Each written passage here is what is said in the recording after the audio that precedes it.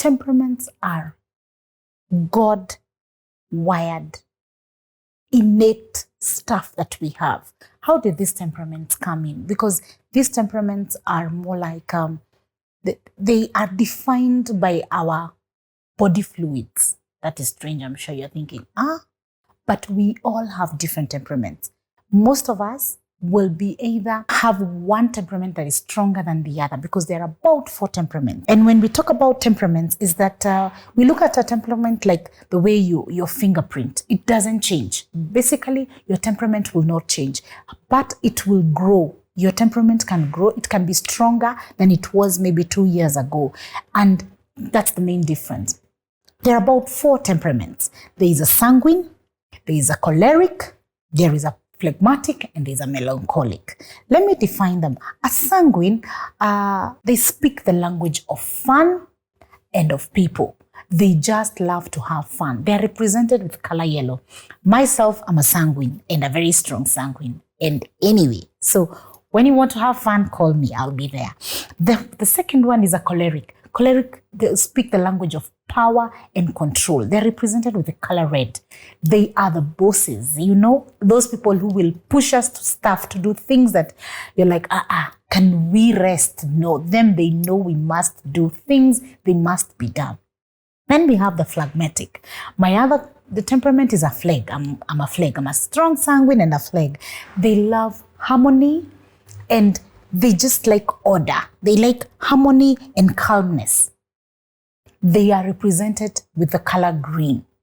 Those are the people who will make very good pastors. They are calm. They are counselors because they listen. They can be teachers because they listen. They are able to connect with people at a very deep level.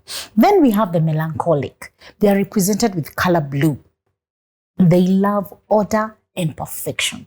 Do you know somebody who loves perfection? They are most likely a melancholic.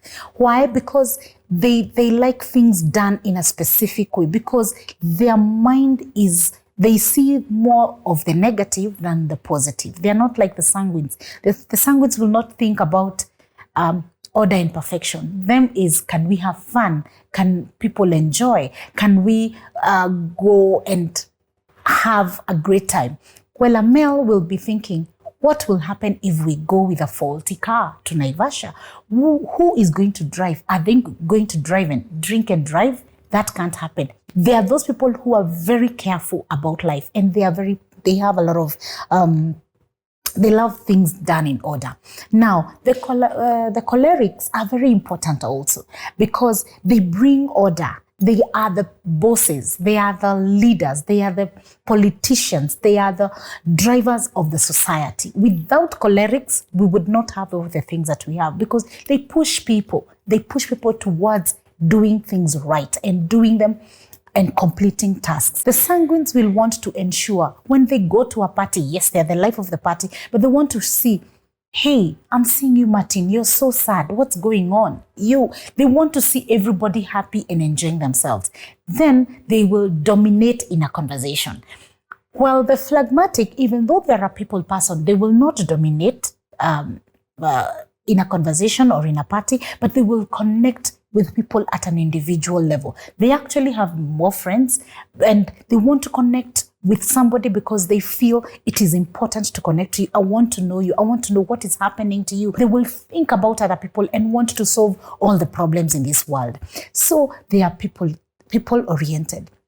When you look at the two sides of the temperaments, the two sanguine and phlegmatic, choleric and melancholic, you will see how different they are. But at the same time, they are able to merge, because you will find that probably you're a sanguine and a choleric, or a choleric and a sanguine. That meaning that when you're a sanguine choleric, it means your sanguine is stronger than your choleric. If you're a choleric and a sanguine, it means your choleric is stronger than your sanguine.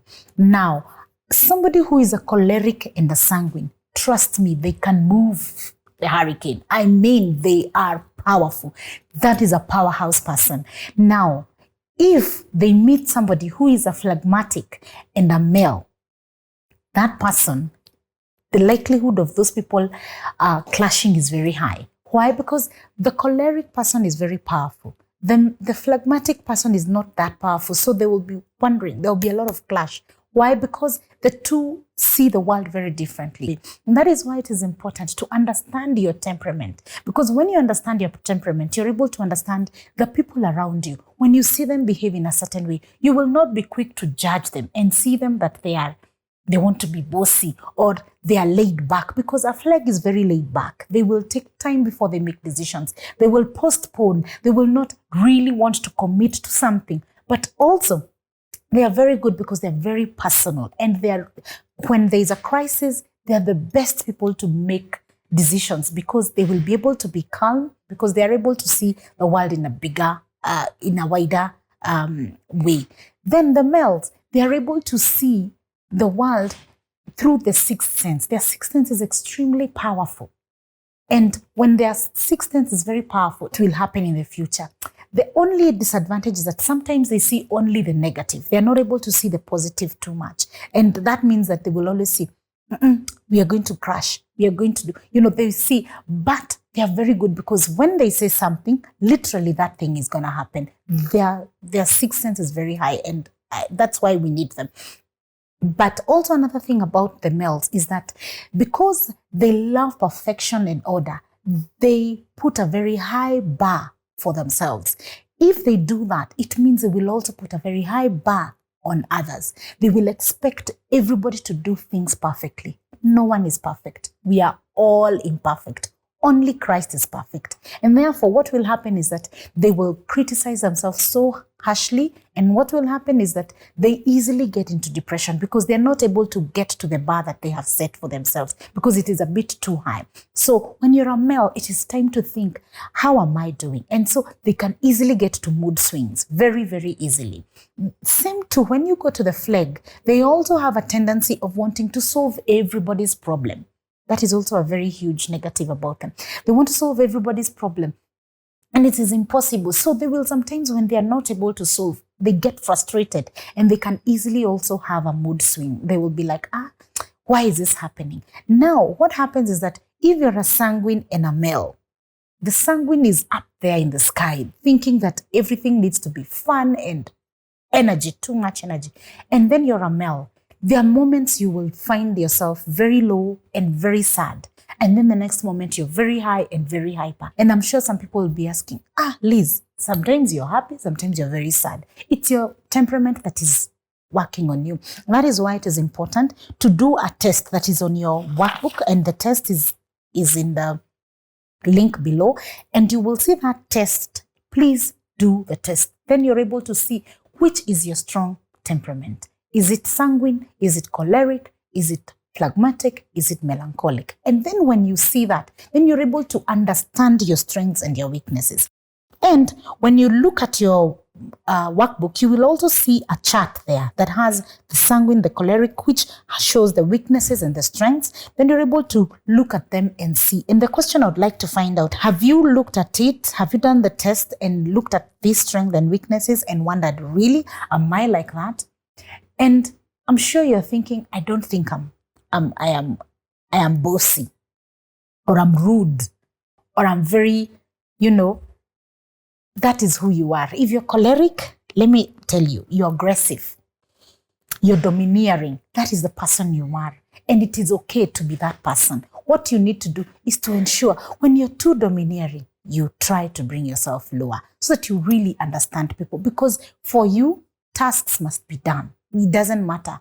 Can you do the work at hand?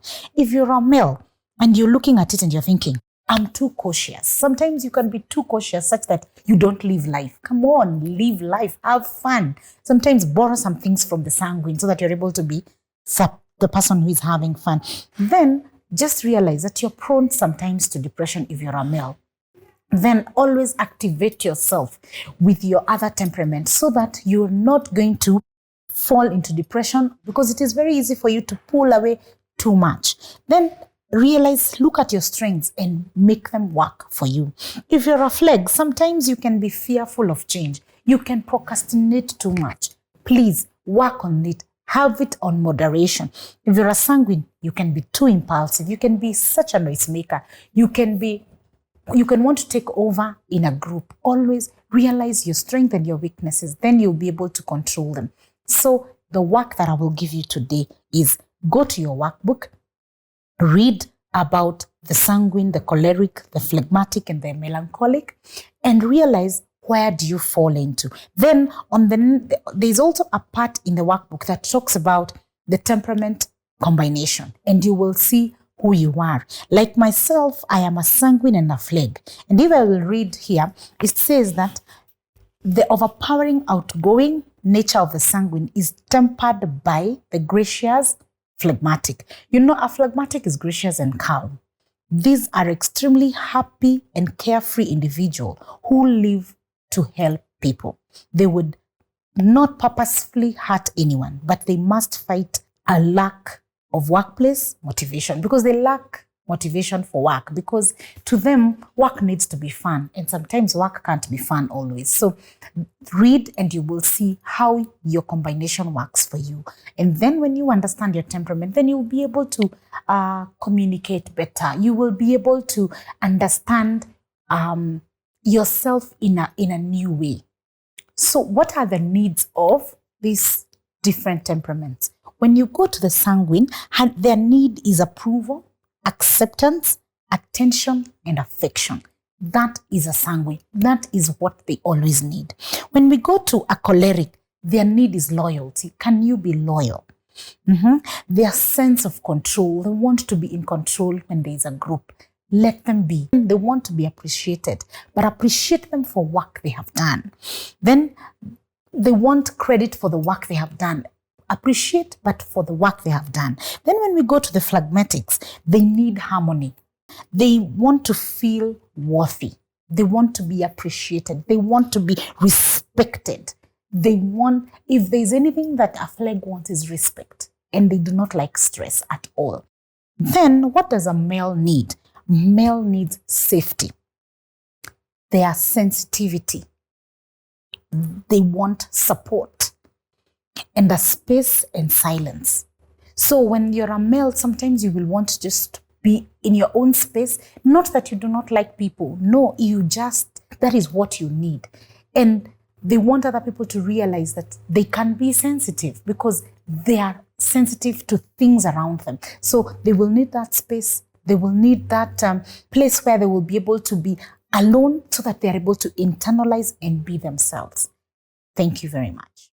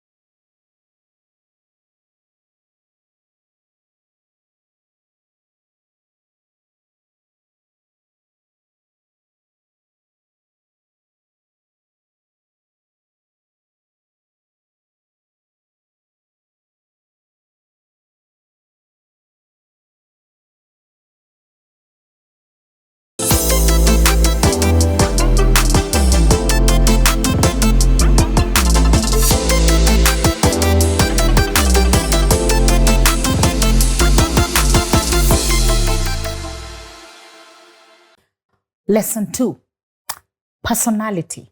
Personality is who you are, that displays how you think, how you feel, how you do things.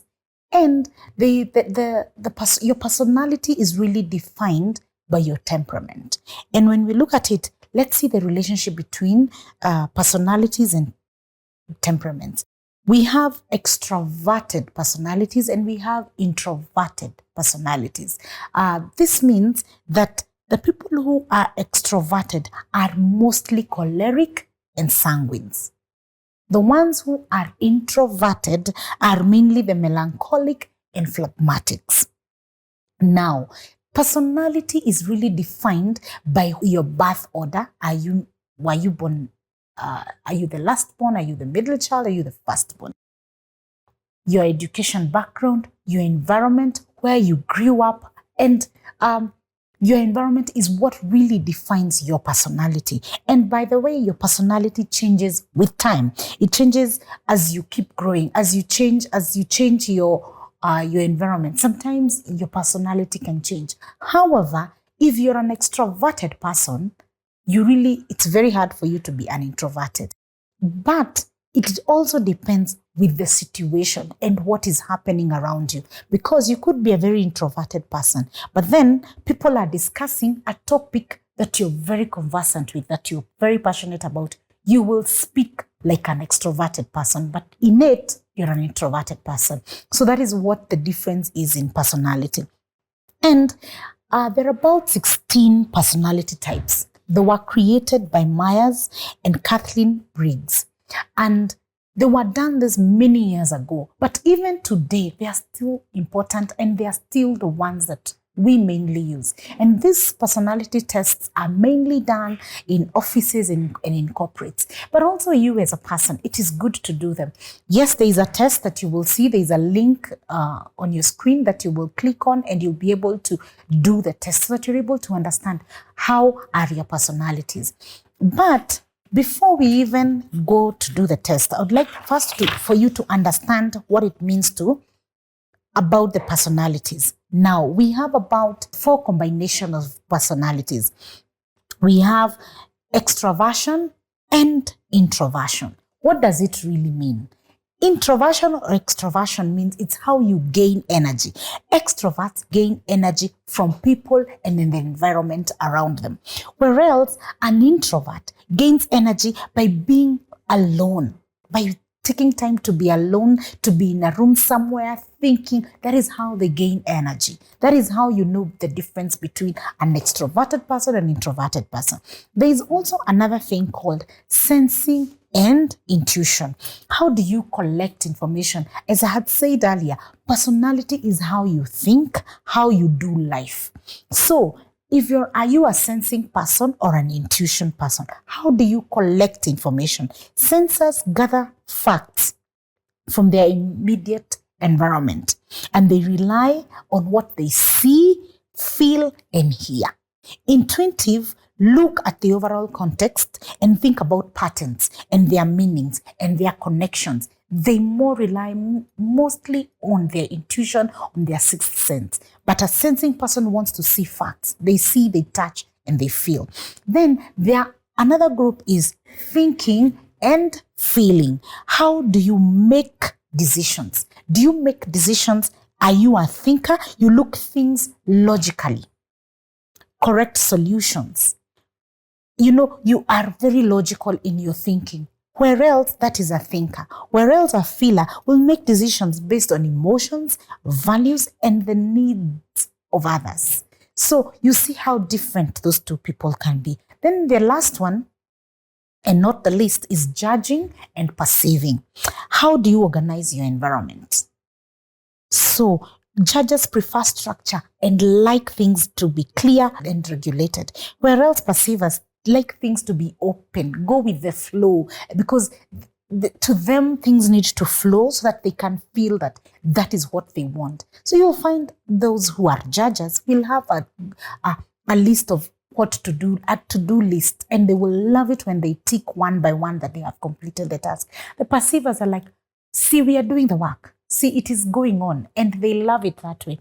Now, if you're working with somebody who is more of a judging type and another one is perceiving, you can easily conflict. But when you realize, by the way, that is how they see things, now you as a perceiver, can you learn 1 or 2, 3 things and start writing down your to-do list? And that is why some people are not able to understand how to write those to-do lists. It's because their personality more is going with the flow. And when you go with the flow, it means that they are not fully committed that they must complete that task. Well, the judger, they must complete the task. When they do, they are happy. So basically, that is how the classification of the 16 personalities is. So the first one is extroversion versus introversion. The second one is sensing versus intuition. The third one is thinking versus feeling. And the last one, which is not the least, is judging versus perceiving. And everything we need to realize is that personalities is how you gain energy, how you get the positive and negative vibe, how you get your vibe. Then the other one is how you collect information. Why do we collect information? We collect information so that we can make a decision. So that when how you make decisions also defines your personality. And then how you organize your environment, how you do stuff, how you like things arranged, even in your home, in your car, in your life, in everything. That is now your personality. So we have about 16 personalities, as I'd said. I'm going to mention a few, but in your workbook, they are all listed with their characteristics, and I encourage you to look at them, do the test. But I want to have a disclaimer. Even though you do the test, it gives you a guide. This test for personality is very deep and very detailed, but our program does not allow that. So when you do them, it is to guide you to see which area you fall into. We have in the side of introversions, we have the healers, we have the counselors, we have the architects. And in the side of extroversions, we have the champions. The champions, mostly, I would think the champions and the commanders must be choleric and sanguines. You know, they are very powerful people. We have the visionary, we have the teacher, and all these personalities, they are who we are. And one personality is not better than the other.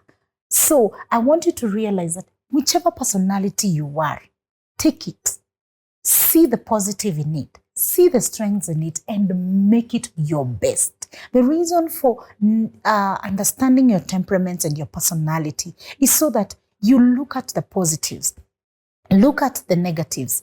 That is the strength and your weaknesses, and capitalize on your strengths and work on your weaknesses so that you're a better person and then you're able to be in touch with you. Secondly, is to understand other people, to realize, by the way, I'm a sanguine, not everybody is a sanguine.